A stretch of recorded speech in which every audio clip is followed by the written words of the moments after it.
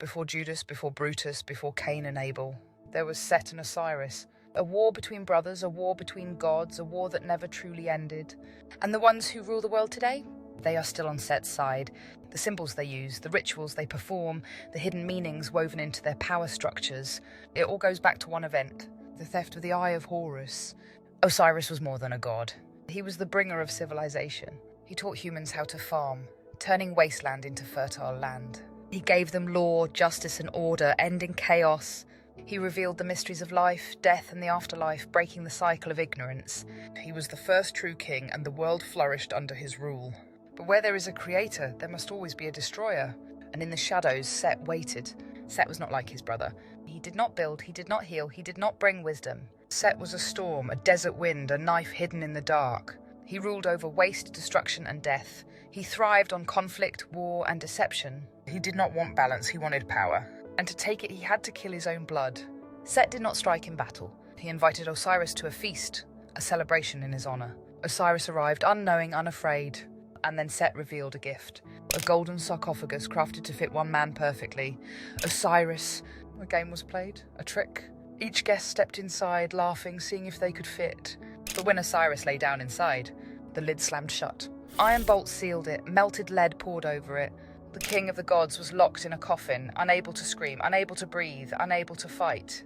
The room went silent. And then Set's voice rang out, "But your king is dead." Osiris was thrown into the Nile, but Set was not satisfied. Because gods do not die so easily, Osiris was found by Isis, his wife, his twin flame, the last force of light left in the world. She pulled his coffin from the water, brought him back to life, calling upon the forces older than even the gods. And for a moment, Osiris breathed again.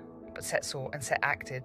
He came with an axe, and he hacked his brother into pieces. 14 parts scattered across Egypt. One in the deserts, one in the mountains, one at the bottom of the Nile, so that no one could ever put him back together again. With Osiris dead, Egypt fell under Set's rule. The rivers dried, the crops withered, the sky turned red with sandstorms.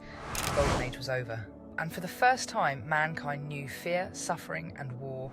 Because the true horror of Set's betrayal was not just murder, it was the theft of divine order. He did not just kill a king, he killed the soul of the world. And the ones who rule today, they still follow Set. Not a symbol of wisdom, but a trophy of the first betrayal. They are controlling what you see and hear.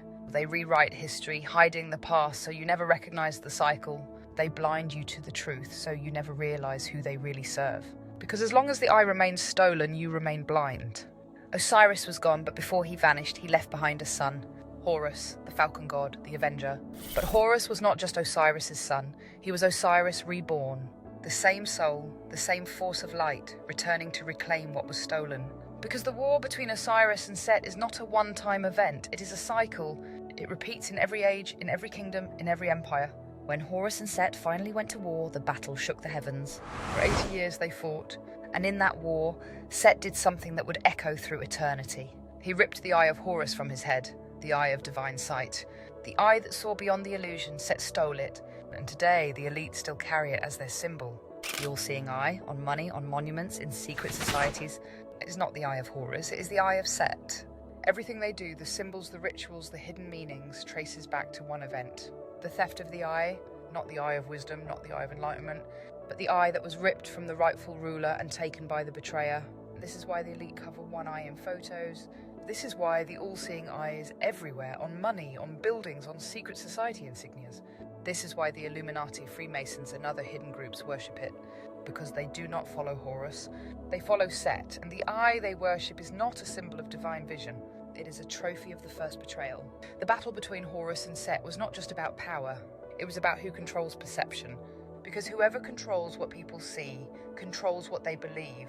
Horus was born with the eye of divine sight, a vision that saw beyond the illusion, beyond the physical world. Set, the deceiver, could not allow this eye to remain in the hands of the rightful ruler.